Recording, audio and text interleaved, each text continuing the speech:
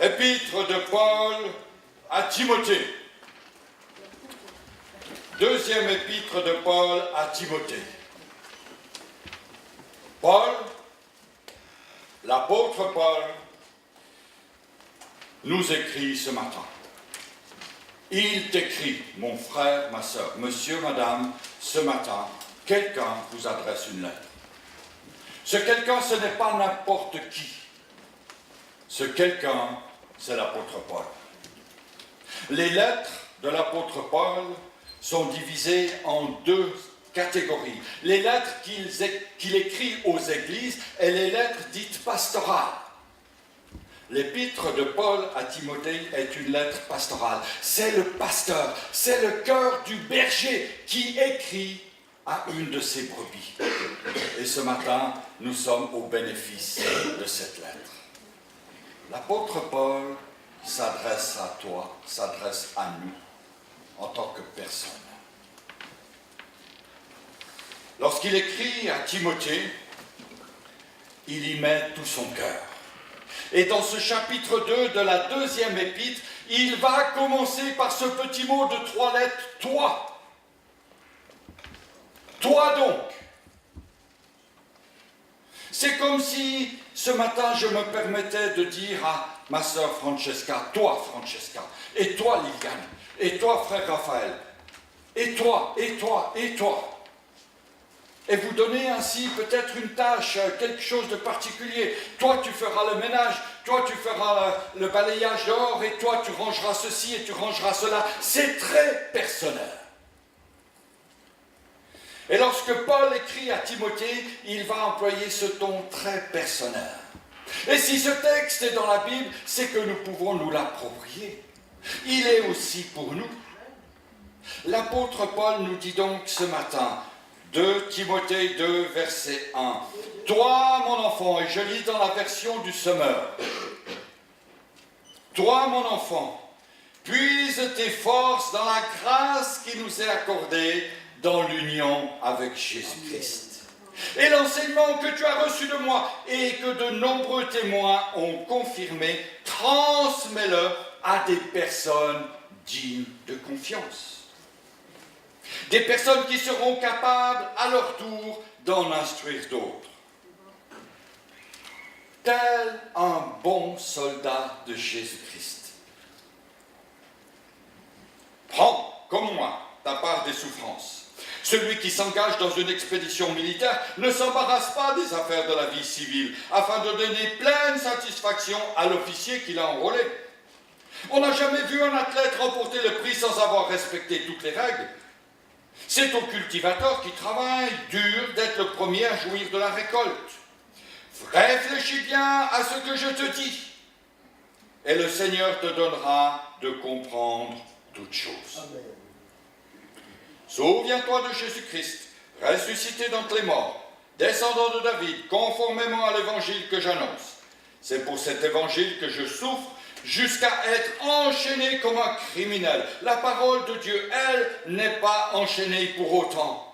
Je supporte donc patiemment toutes les épreuves à cause de ceux que Dieu a choisis, pour qu'eux aussi parviennent au salut qui est en Jésus-Christ et à la gloire éternelle qui l'accompagne.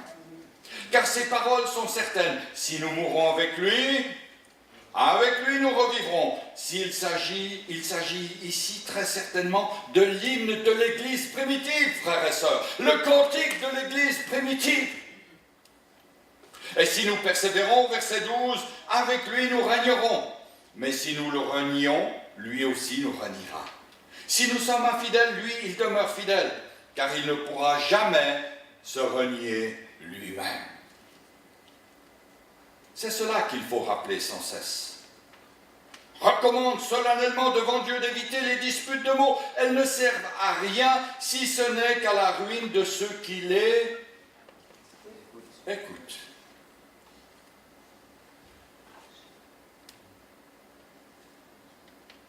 La ruine de ceux qui les écoutent. Efforce-toi de te présenter devant Dieu en homme qui fait ses preuves, en ouvrier qui n'a pas à rougir de son ouvrage, parce qu'il transmet correctement la parole de la vérité. Évite les discours creux et contraires à la foi. Ceux qui s'y adonnent s'éloigneront toujours plus de Dieu. La parole de ces gens est comme une gangrène qui finit par dévorer tout le corps. C'est le cas d'Hyménée et de Philette. Ils se sont écartés de la vérité en prétendant que la résurrection a déjà eu lieu. Ainsi, ils sont en train de détourner plusieurs de la foi. Cependant, le solide fondement posé par Dieu demeure. Il porte en guise de sceau les inscriptions suivantes. Le Seigneur connaît ceux qui lui appartiennent et qu'il se détourne du mal, celui qui affirme qu'il appartient au Seigneur. Verset 20. Dans une grande maison, il n'y a pas seulement des vases d'or et d'argent, il y en a aussi en bois et en terre cuite. Les premiers sont réservés aux grandes occasions, les autres sont destinés à l'usage courant. Eh bien, si quelqu'un se garde pur de tout ce dont j'ai parlé, il sera un vase destiné à un usage noble, purifié, utile à son propriétaire, disponible pour toutes sortes d'œuvres bonnes. Fuis les passions qui peuvent assaillir un jeune homme. Fais tous tes efforts pour cultiver la foi, l'amour, la paix avec tous ceux qui font appel au Seigneur d'un cœur pur. Verset 23. Refuse. Ne discute même pas. Refuse les spéculations absurdes et sans fondement. Tu sais qu'elles suscitent des querelles. Or, il n'est pas convenable qu'un serviteur du Seigneur ait des querelles. Qu'il se montre au contraire aimable envers tout le monde, capable d'enseigner et de supporter les contrariétés. Qu'est-ce qu'on les aime pas, les contrariétés? Il faut les supporter. Il doit instruire, verset 25, avec douceur, les contradicteurs. Qui sait si Dieu ne les ramènera pas ainsi à changer d'attitude pour connaître la vérité? Alors, ils retrouveront leur bon sens et se dégageront des pièges du diable qui les tient encore captifs et assujettis à sa volonté. En considérant ce texte et le chapitre 1 qui précède, bien sûr, nous pouvons nous dire, mais qu'est-ce que Paul essaye de nous dire? Il s'adresse là personnellement à Timothée. Mais je l'ai dit, il s'adresse aussi à personnellement chacun d'entre nous. Et il prend l'exemple, il prend référence au chapitre 1 de 3 hommes qui y sont mentionnés. Onésiphore, on a déjà parlé de cet homme, un serviteur exemplaire, un esclave devenu chrétien. Et puis nous parlons également, il est également parlé dans ce chapitre premier de 2 hommes, Phygèle et Hermogène. Phygèle et Hermogène, 2 hommes dont on ne connaît pas grand-chose, si ce n'est qu'ils ont abandonné Paul, certainement à Rome. La persécution arrivait, les temps difficiles étaient là, et ces 2 hommes ont quitté Paul, ils sont retournés en Asie mineure. J'aimerais dire ici que ces 3 petites lettres du toit au début de ce chapitre 2 prennent ainsi beaucoup plus d'importance. Toi, ne fais pas comme Phygèle et Hermogène. Toi, au contraire, marche. Et il encourage Timothée. Précisons que c'est la dernière lettre de Paul. Paul, l'apôtre, est enfermé à Rome dans les pires conditions. Il ne se fait guère d'illusions sur son sort. La mort est à la porte. La mort est toute prochaine pour lui.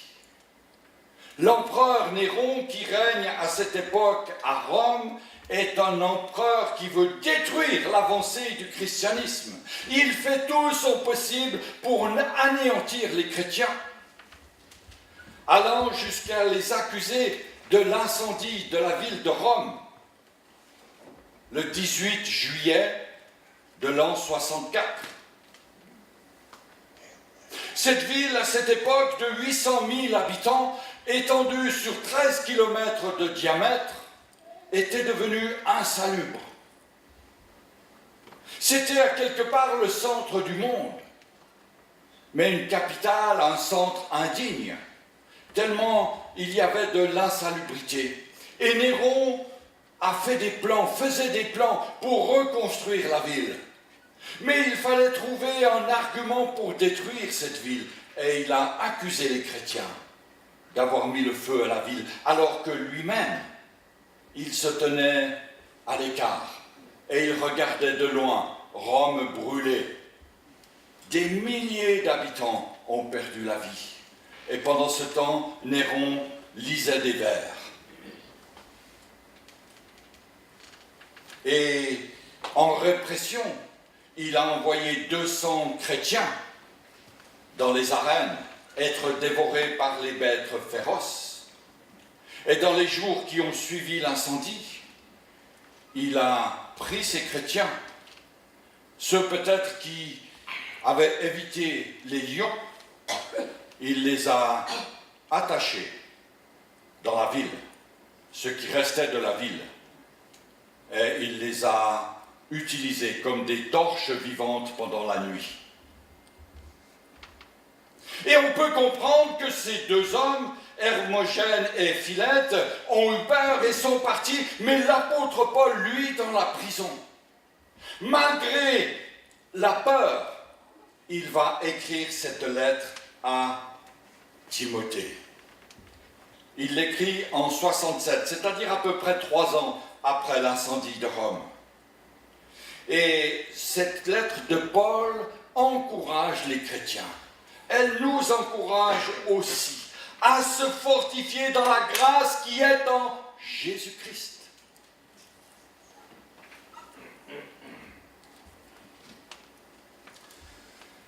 Cette grâce, elle est venue vers nous, alors que nous étions pécheurs, alors que nous étions errants.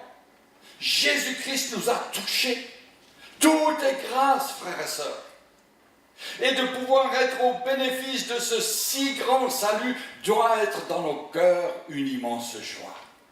Et vous comprenez pourquoi je suis dans la joie ce matin, en préparant ce message. Mon cœur s'est rempli de joie. Quelle grâce de pouvoir trouver ma force en Jésus-Christ. Amen. Et cette force nous permet de faire face aux attaques de l'ennemi. Il va dire, l'apôtre Paul, à Timothée, « Puise ta force ». Il y a dans ce mot « puiser » la notion de chercher, la notion de creuser, la notion d'approfondir, la notion d'effort. Ça ne tombe pas comme ça. Puise ta force, va chercher ta force, fais un effort pour trouver ta force en Jésus-Christ.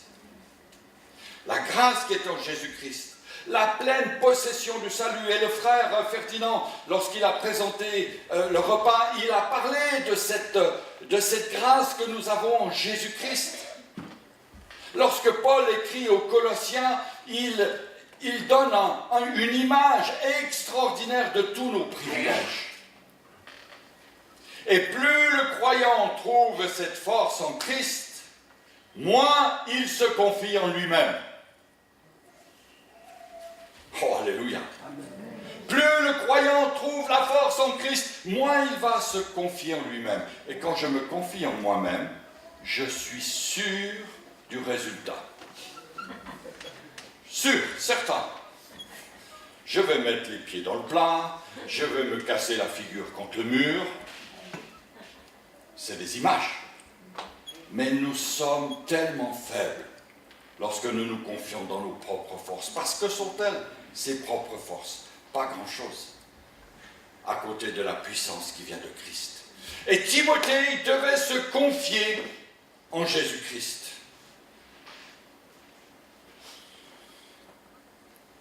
En 2017, nous avons travaillé sur la formation des nouveaux anciens pour l'Assemblée, des responsables, des diacres, voilà.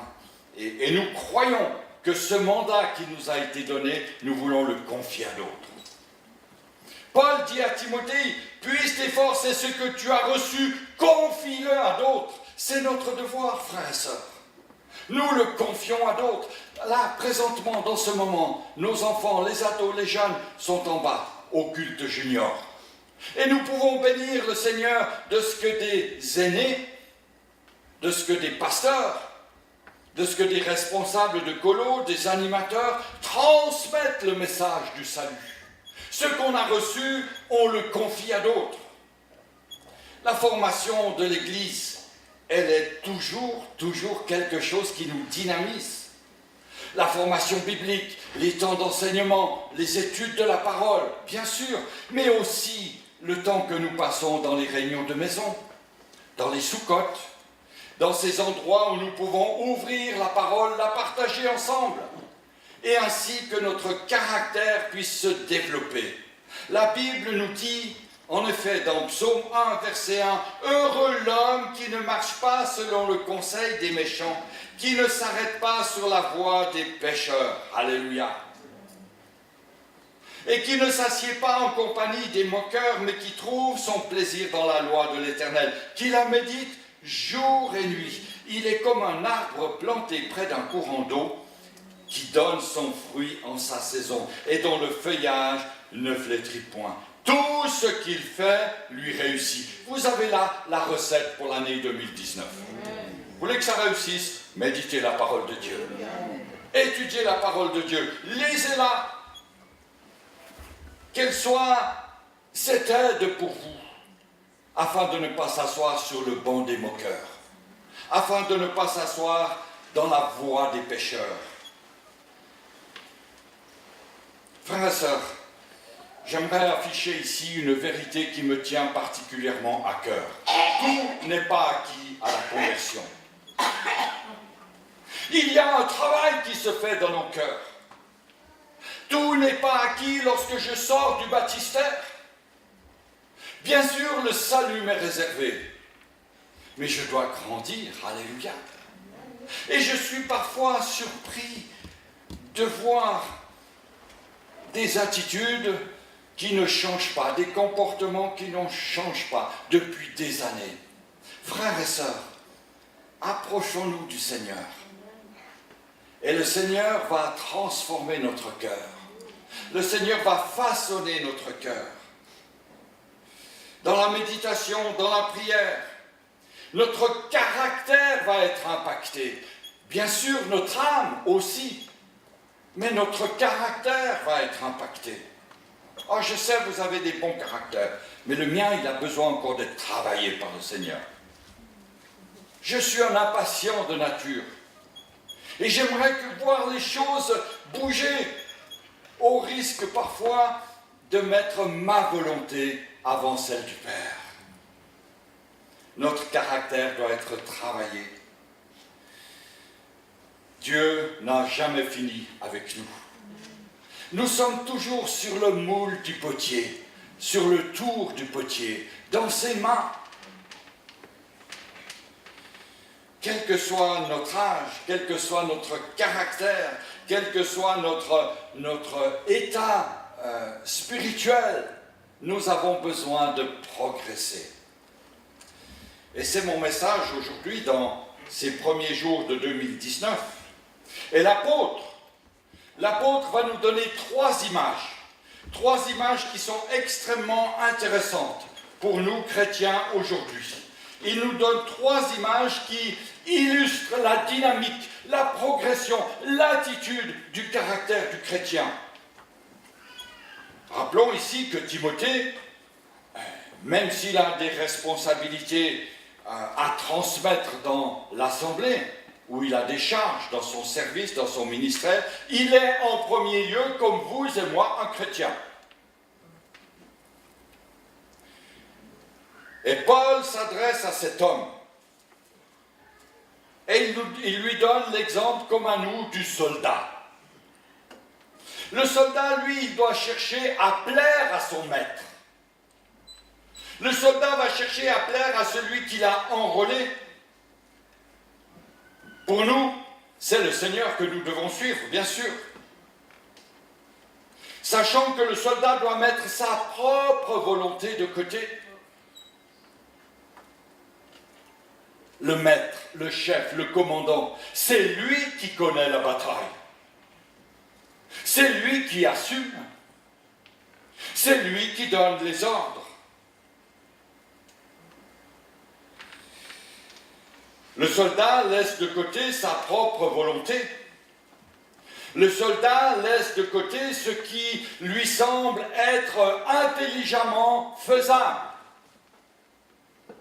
Il exécute l'ordre.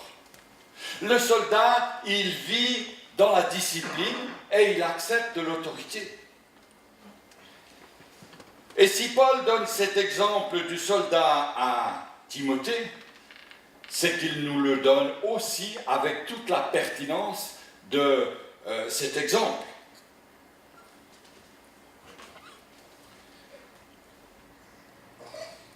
Le petit feuillet dont je vous parlais tout à l'heure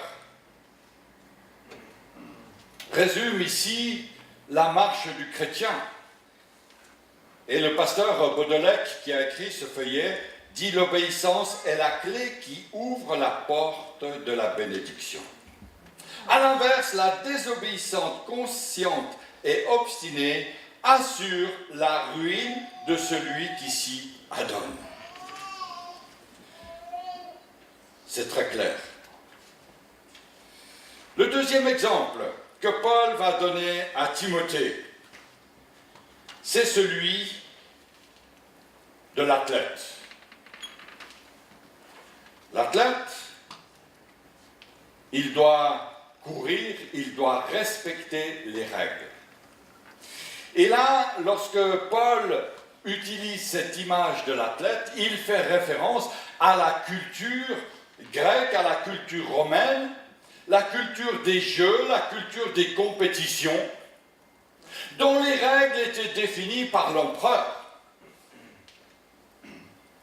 On peut même dire que parfois l'empereur, il changeait les règles au cours de la compétition, parce que son petit chouchou était en train de perdre. Donc hop, on change la règle.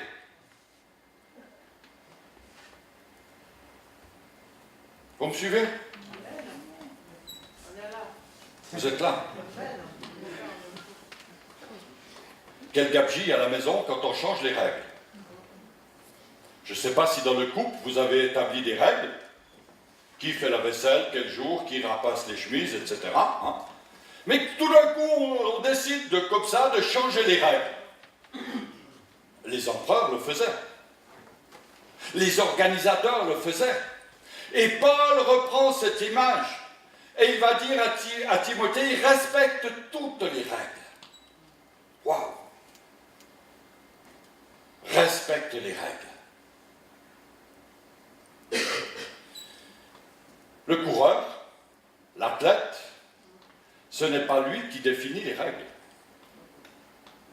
Ce n'est pas lui qui décide comment la compétition va se faire. Et parfois, on voit des chrétiens qui définissent eux-mêmes leurs règles de vie, qui établissent eux-mêmes leur manière, leur code de fonctionnement, qui vont même jusqu'à établir eux-mêmes leur moralité. Et bien sûr, la société va influencer cette manière de faire,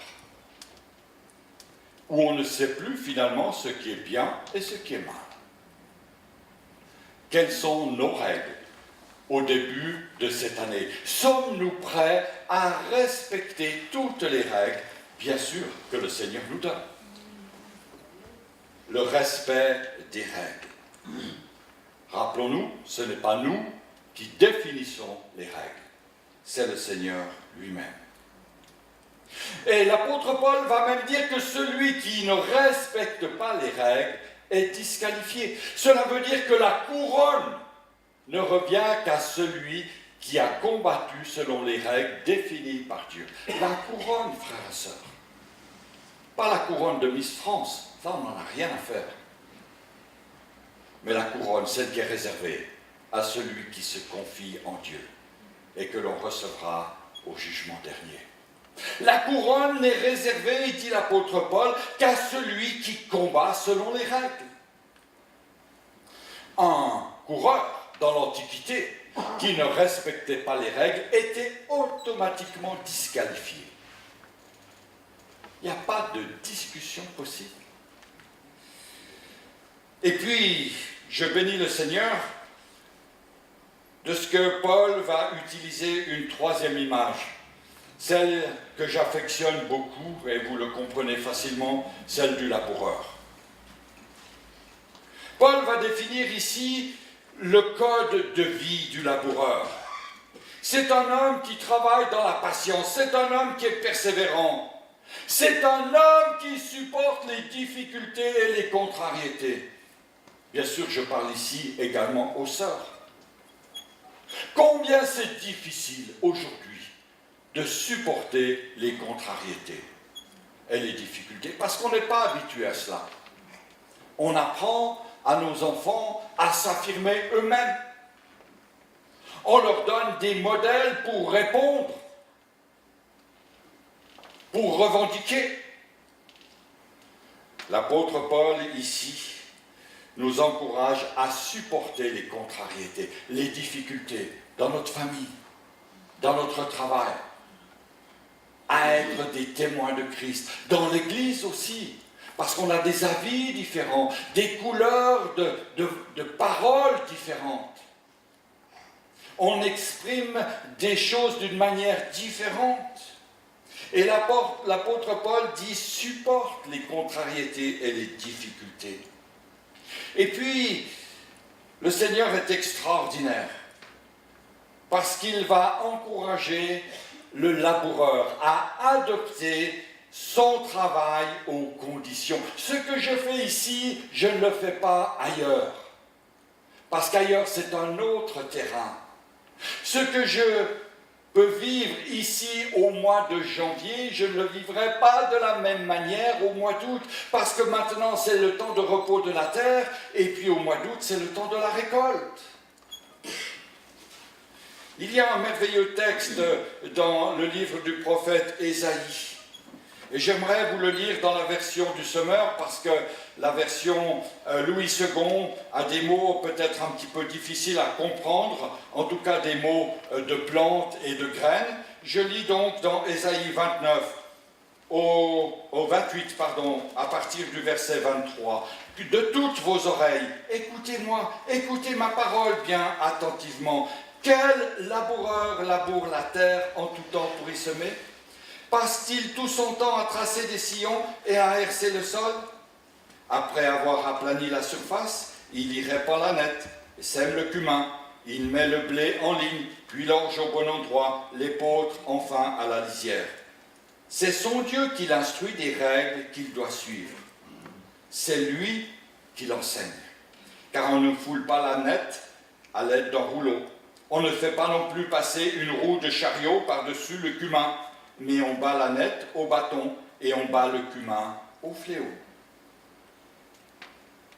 Il est vrai qu'on broie le froment pour en faire du pain, mais on ne le bat pas sans fin. On fait passer dessus la roue et le traîneau, mais les chevaux n'écrasent pas le grain sous leurs sabots. Tout cela vient de l'Éternel, le Seigneur des armées célestes. Son plan est merveilleux, sa sagesse est immense. Amen. Frères et sœurs, apprenons comme le laboureur à faire les choses en son temps, à dire les choses en son temps. Et puis, j'ajoute ici une considération personnelle. J'aimerais dire que dans cette année 2019, que nous soyons encouragés à travailler avec le Seigneur.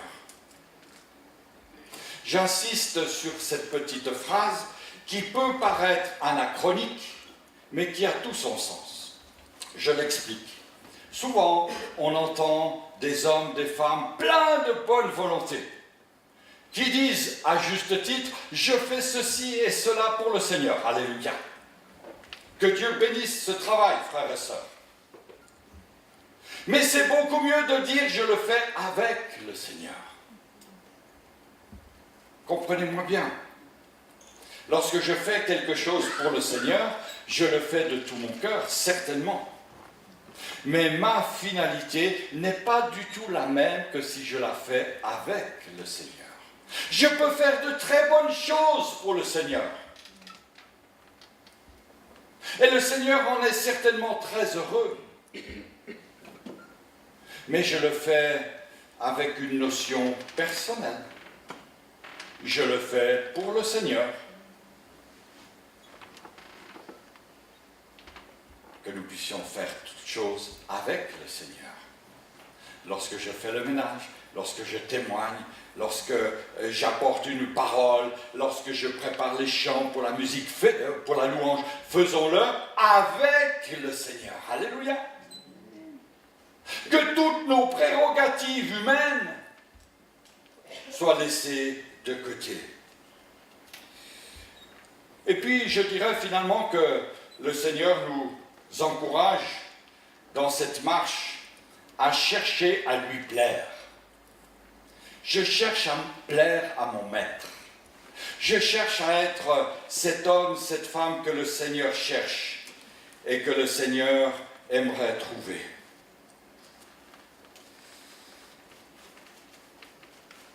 L'apôtre Paul dit cette parole est certaine. Ça veut dire qu'il insiste. Et aujourd'hui, je me permets d'insister sur ces paroles, sur ce chapitre 2 de Timothée. Il y a une réelle certitude des paroles que l'apôtre Paul nous communique ce matin. Ce sont des paroles de Dieu transmises par la main d'un homme qui va à la mort. Ce sont en quelque sorte l'héritage, le testament que nous apporte cet homme, Paul. Que le Seigneur nous donne cette sagesse de savoir discerner ce qui est bon et ce qui est mal. Et finalement, la certitude qui est exprimée dans les versets 11 à 13 se résume par ce petit tableau. Nous sommes morts en lui, demain nous vivrons. Le présent, le futur. Si nous sommes morts en Christ, demain nous vivrons. Relisez ces versets 11 à 13. Si nous souffrons maintenant, alors je sais que ce n'est pas très encourageant au début de l'année de dire « nous allons souffrir ». Mais regardez ce que l'apôtre dit à ceux qui souffrent pour le Seigneur, car finalement, notre marche dans les ténèbres de cette ville est une marche de souffrance. Nous sommes entourés de la mort, nous sommes entourés par les difficultés, nous sommes entourés par l'état de notre ville, de notre pays. Quel est le Congolais aujourd'hui qui est en paix? Quel est le Gabonais qui a retrouvé aujourd'hui la sérénité? Quel est l'Éthiopien aujourd'hui qui peut marcher d'une manière paisible? On est inquiet pour nos pays. On est inquiet pour notre ville. On est inquiet pour notre famille. On est inquiet finalement pour la progression si difficile de l'Évangile. On est inquiet parce qu'il y a des gilets jaunes. On est inquiet parce que les factures ne font que s'accumuler. Mais il y a des souffrances physiques et des souffrances spirituelles. Sachons discerner, frères et sœurs, les souffrances spirituelles. Et Paul, lorsqu'il est dans la prison, il souffre pour l'Église. Il est inquiet pour les chrétiens qui ont été persécutés, qui sont persécutés. Frères et sœurs, mesurons cette gravité des temps dans lesquels nous sommes. Aujourd'hui, l'immense privilège d'être là dans cette maison. Mais combien de chrétiens sont persécutés aujourd'hui à cause de leur foi? Cela doit nous encourager à prier, à intercéder. Ces souffrances, celles que Paul traverse, ce sont les souffrances du croyant qui aime le Seigneur. Et frères et sœurs, nous aimons le Seigneur. Alléluia. Portons ces souffrances avec Christ, avec Paul, et nous régnerons. Alléluia. Et si nous le renions, il nous reniera. J'aimerais terminer avec cette notion des vases.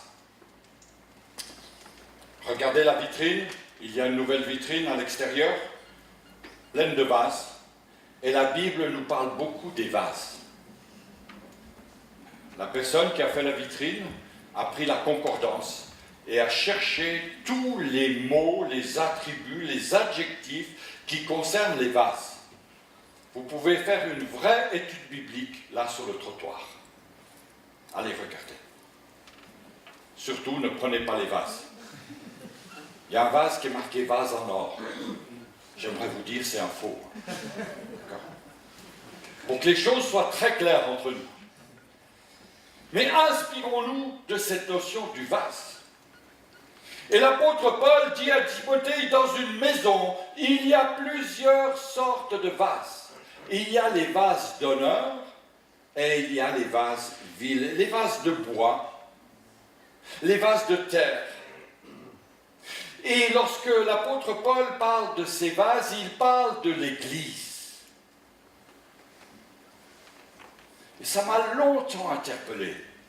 Cela veut dire que Paul va définir l'Église comme une maison dans laquelle il y a des vases en or, des vases d'usage noble, et puis il y en a qui sont en bois. Peut-être des croyants qui ont besoin de s'examiner d'une manière particulière, de se purifier. Et puis il y a des vases en terre, peut-être de faux chrétiens, voués au jugement éternel. Dieu connaît nos cœurs, frères et sœurs. Et ma prière, et je demanderai au groupe de musique de se mettre en place, ma prière aujourd'hui, s'il vous plaît les frères et sœurs, ma prière aujourd'hui, c'est que chacun de nous puissions être des vases d'honneur. Des vases d'honneur pour le service du Seigneur. Des vases d'honneur dans sa maison. C'est ma prière et c'est mes vœux pour cette nouvelle année. Que le Seigneur nous aide à être ces hommes et ces femmes remplis de la grâce divine, remplis de la présence du Seigneur, que nous puissions puiser chaque jour de cette nouvelle année la grâce qui est en Jésus-Christ. La puiser, la chercher et la communiquer autour de nous.